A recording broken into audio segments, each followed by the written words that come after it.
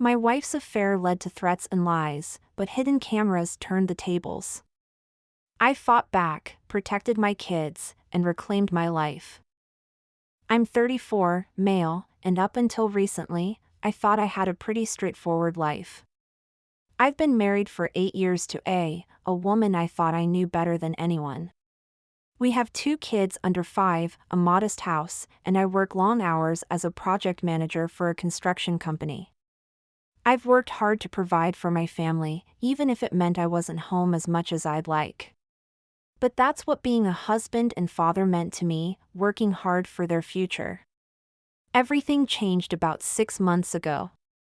It started small, barely noticeable.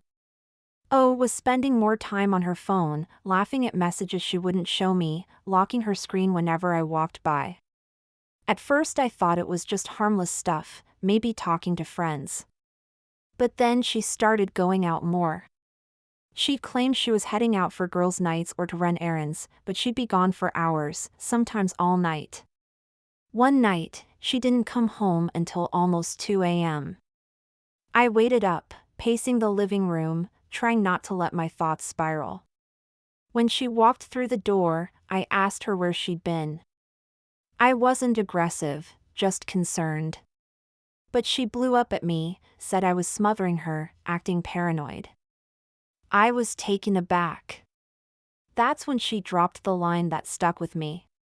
Maybe you're the reason I don't want to be home. Maybe it's your fault.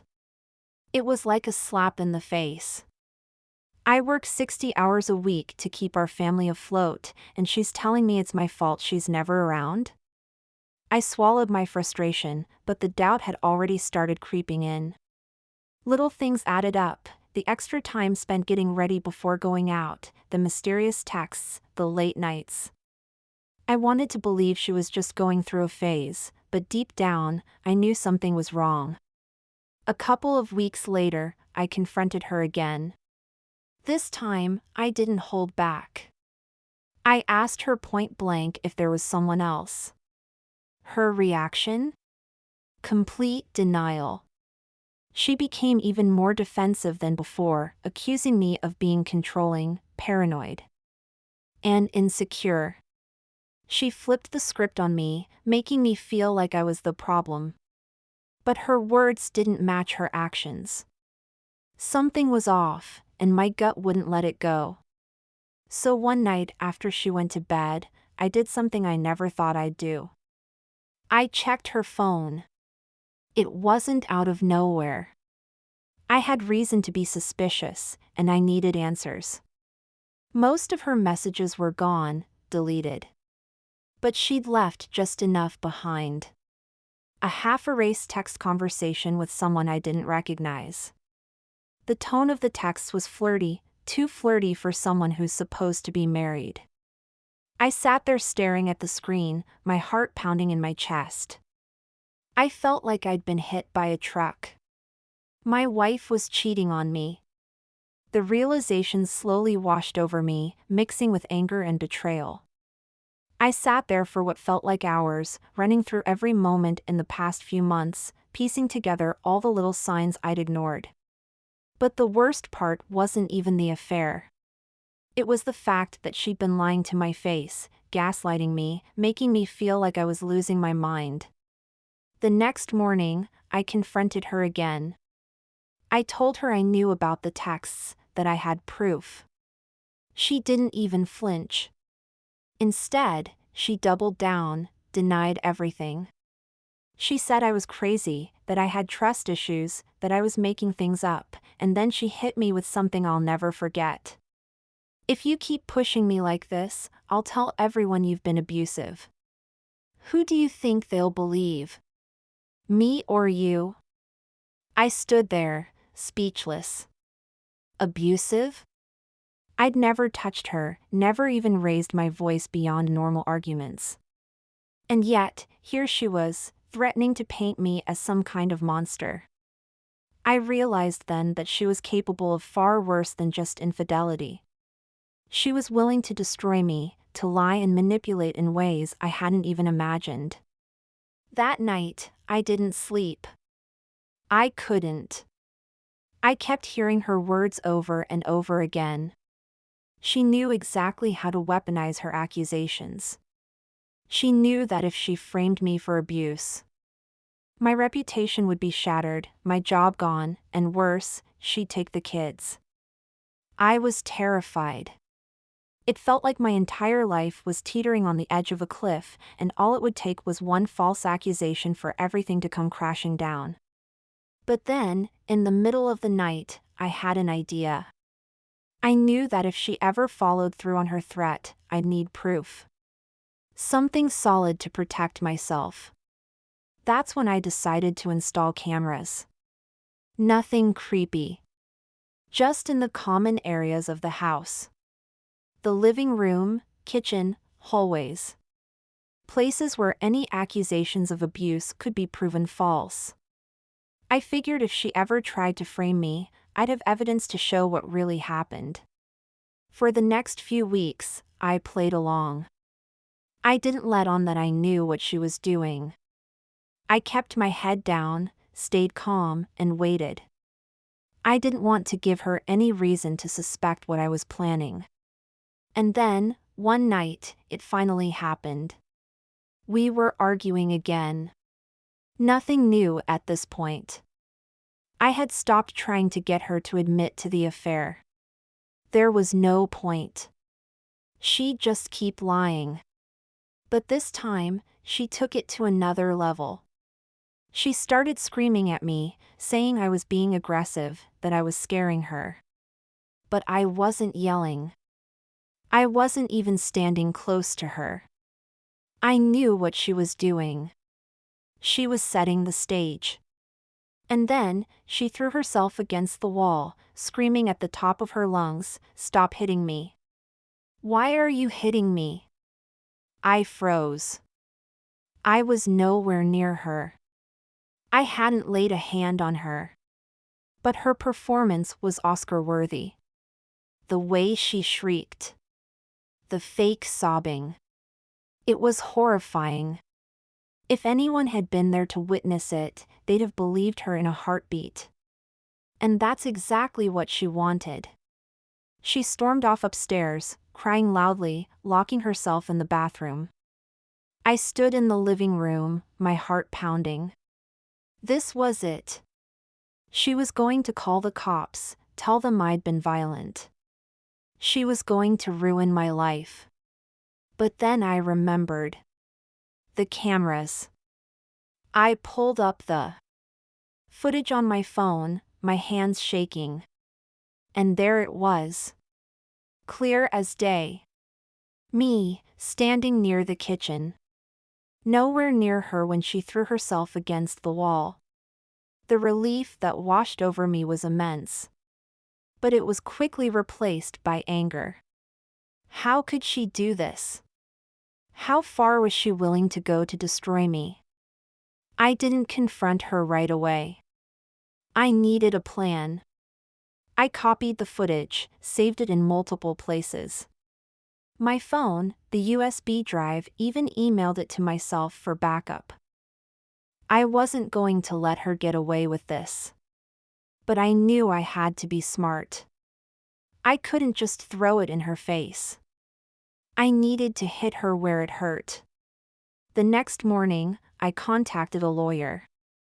I explained everything. The affair, the lies, the threats, and now the staged abuse.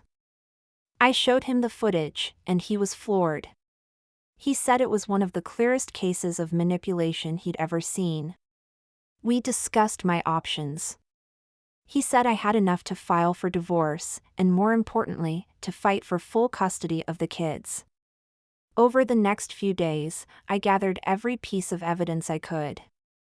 I printed out the few texts I'd recovered, saved all the camera footage, and prepared for the inevitable war. I had to play it cool until everything was ready.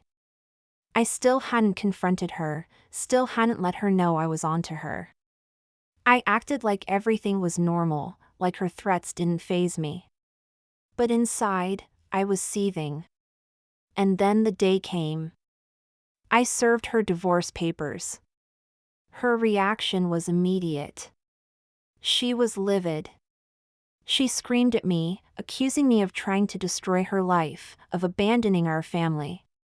She even tried to twist things again, claiming I'd been emotionally abusive for years, that this was all just revenge.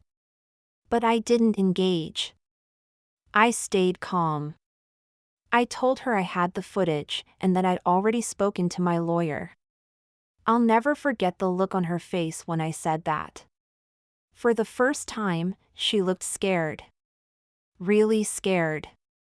She realized that her lies wouldn't work anymore, that she couldn't manipulate me like she had before. She tried to argue, tried to make excuses, but I didn't budge. I'd waited too long for this moment. Over the next few weeks, things got ugly. She tried everything. Tears, rage, threats. But I had the upper hand. My lawyer was brilliant. He used the footage to tear apart her credibility in court. She couldn't deny what was on the tapes. The judge saw through her lies, and in the end, I won. Full custody of the kids. The house. Everything. She barely got visitation rights. The court recognized her for what she was. A manipulative, deceitful person who was willing to ruin me to cover up her own guilt.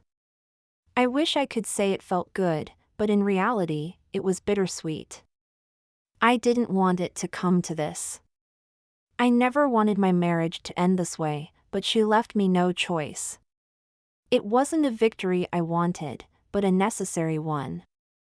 I thought back to all the years we'd spent together. The good moments, the times I thought we were happy, and how much I'd sacrificed for this family.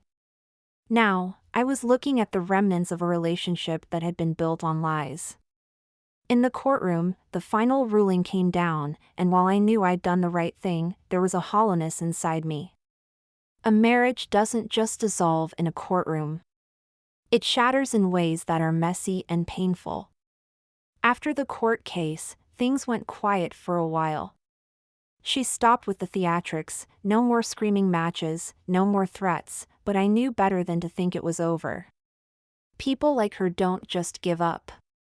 The fact that she'd lost everything, the house, the kids, her freedom to spin the narrative, meant that she was simmering underneath, waiting for her next move. A few days after the court's decision, she showed up at the house unannounced. She was supposed to call before any visitations, but there she was, standing on the porch. She looked different, disheveled, not like her usual put-together self. There was something off about her, a manic energy just beneath the surface. "You can't keep me from them," she spat, her eyes wild. "You think this is over? You've got it all, don't you? The house, the kids, but that's not gonna last. You'll see. You'll screw it up." I was tired of her games, tired of the drama, but something about the way she said it chilled me. I stayed calm, though, knowing that any reaction would only fuel her delusions. I kept the conversation short, told her that she needed to leave or I'd be forced to call the police, and she left after some more yelling. But it didn't feel like an ending. It felt like the beginning of something worse. Over the next few weeks, I started noticing strange things. She'd drive by the house at odd hours, slowing down just enough for me to see her, like she wanted me to know she was there. Once, she even showed up at my job, waiting in the parking lot as if to intimidate me. I had to take a restraining order out just to keep her at bay. It was surreal. This was the woman I had once loved, who I had built a life with, now reduced to this unpredictable, vengeful shadow. But while she was busy plotting how to tear me down, I was one step ahead. The cameras were still in place. Every visit, every drive-by, every time she tried to show up unannounced, it was all recorded. I'd learned my lesson. Evidence is the only thing that speaks when dealing with someone like her, and I wasn't going to let her turn this into another round of manipulation. One night, about a month after the court ruling, I got a call from my lawyer. Apparently, they had tried to file a complaint against me, claiming I was keeping the kids from her, violating the visitation agreement. She painted herself as the victim once again, saying that I was denying her access to her own children, trying to turn everyone against her. But like clockwork, the cameras came to my rescue. I had footage of every interaction, every scheduled visit that she missed, every time she had lied or tried to twist the situation in her favor. The complaint was thrown out almost immediately. This time, though, I wasn't content with just defending myself. I wanted to go on the offensive. She had crossed the line too many times. I wasn't just going to sit there and let her get away with it, so I made sure my lawyer filed for a modification of custody. I wanted to restrict her visitation rights even further. She was unstable, and I had more than enough evidence to show it. The constant harassment, the lies, her inability to stick to the visitation schedule, all of it painted a clear picture of someone unfit to be around our kids. The hearing came quickly. I remember sitting in the courtroom, my lawyer presenting all the evidence. The drive-bys, the unannounced visits, the false accusations. I could feel her eyes on me, seething with hatred, as if this was all some kind of elaborate scheme on my part. But the truth was right there, plain as day, captured on camera. She tried to defend herself, of course. She said that I was alienating her from the children, that I was monitoring her, as if I were some kind of paranoid stalker. She spun her web of lies, but the judge wasn't buying it this time. The footage didn't lie. It wasn't just my word against hers anymore. It was irrefutable evidence. The judge ruled in my favor. She would only be allowed supervised visits from now on, and even those would be limited. She tried to destroy me, but in the end, she was the one left with nothing. I could see the defeat in her eyes as the judge read the ruling. She looked smaller, deflated, like the reality of her situation had finally hit her. After the hearing, I walked out of the courthouse feeling a strange mix of emotions. Relief, yes, but also sadness. I didn't want this. I never wanted to fight for custody in court or use cameras to prove my innocence. I never wanted to think of the woman I married as a manipulative liar. But that's what she became. Or maybe, that's who she always was, and I was just too blind to see it. The months that followed were quieter, more peaceful. The kids adjusted to the new routine, and I did my best to create a sense of normalcy for them. They were too young to understand the full extent of what had happened, and I was grateful for that. I didn't want them growing up with the knowledge of how toxic their mother had become. I haven't heard much from May since. She moved out of state shortly after losing the supervised visits, probably to start over somewhere far away from the mess she created. I'm still not sure if she'll try to come back into our lives one day, but I'm prepared if she does. The cameras are still up, the evidence is still there, and I'll never let my guard down again. Looking back on it all, I've come to realize that sometimes the people we trust the most are the ones capable of hurting us the worst. The betrayal wasn't just about the affair. It was about how far she was willing to go to protect herself, even if it meant destroying me in the process. But I wasn't going to be another one of her victims. I fought back, and I won. If there's one thing I've learned, it's that you can't take anything for granted. Not trust, not love, not even your own safety. And if you ever find yourself in a situation like mine, don't wait. Don't let the lies fester.